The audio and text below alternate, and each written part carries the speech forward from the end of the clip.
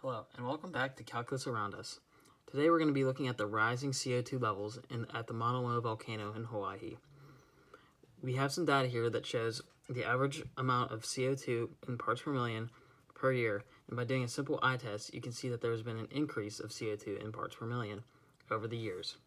So we were tasked with finding how much is CO2 going up at the Mauna Loa volcano, and how can it affect us, and we used calculus to find out about this. So our first task was to compute two secant lines for the above data. So, looking at my work here, we took the amount of CO2 in parts per million for 2010, subtracted the amount of CO2 in parts per million in 2009, and we got a slope of 2.48. Then we used point slope form and plugged this data into the equation using the 2009 data point. So this is the amount of CO2 in parts per million for 2009. Then we times the slope by x minus 2009. Then doing simple algebra, we got the equation y equals 2.48x minus 4,599.95. Then our second secant line, we used the points 2014 and 2013. So this is the average amount of carbon dioxide in parts per million for 2014, and we subtracted that by the carbon dioxide in 2013. We got a slope of 2.07, and we also plugged that into a point slope form, and using algebra, we got to y equals 2.07x minus 3,770.43. In order to find the average for this line, we added the slopes and divided by 2 to get 2.27, and then we took our y-intercepts, 4,599.95, added those together, and divided by 2, and got 4,104.75. That is how we found our average line. We then used Microsoft Excel to make a graph that shows our trend line.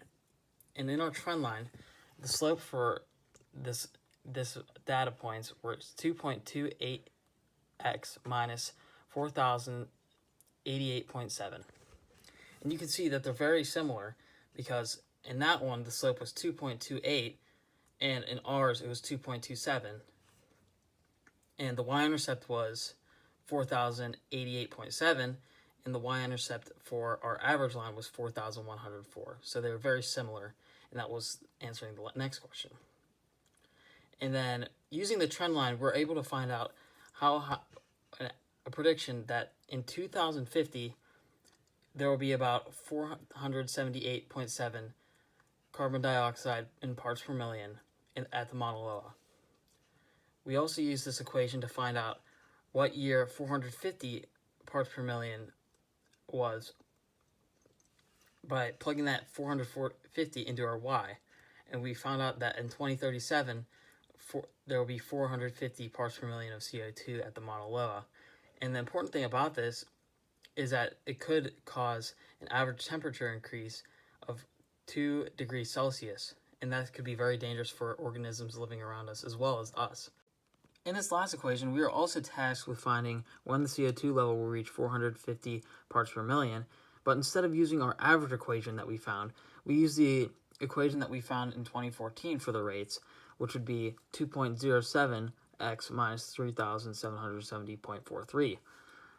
And in this equation, we found that CO2 level will reach 450 parts per million in the year 2038. At Seton Hill, we talk a lot about Catholic social teaching. Catholic social teaching is a set of guidelines that you are to think of whenever you're doing everyday life. And we were tasked with picking two of these Catholic social teaching elements that kind of embody this project and why we're doing it. The first one we picked was stewardship of creation, and this one kind of says that it's our responsibility as human beings to keep the earth as clean as possible, because that is what God has given us. And you can kind of see this in our project, because the things that we're doing to our earth is harming the earth, because obviously CO2 levels are going up and the temperature is going up.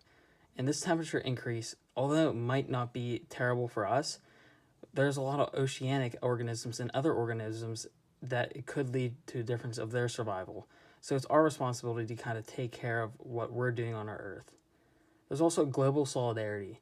And for global solidarity, we kind of thought this as one of our project topics because global solidarity is kind of thinking of what we're doing and how it affects the earth at that time. So if there's a way that we can do something that's cleaner or will help the environment rather than hurting the environment, we should do it in that way. And this project really has helped us opened our eyes and see the bigger picture of the cost of making things and kind of doing careless things that would actually hurt the earth. And we need to keep our earth beautiful. In conclusion, we learned that from this project, we need to be conscientious of the rise in CO2 levels, not just in the Mauna Loa, but around the world. And we need to take into consideration how we can change our lives so that we can make this earth last as long as possible.